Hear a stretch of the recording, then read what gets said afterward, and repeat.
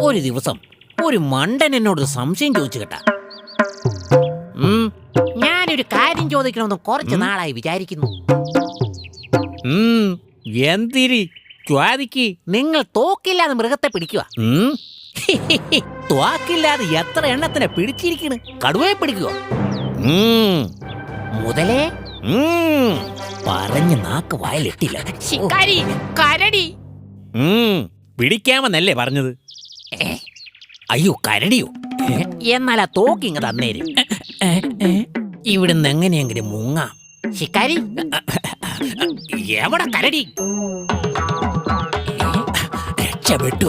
എവിടെയെങ്കിലും പോയി മറിഞ്ഞിരിക്കാം.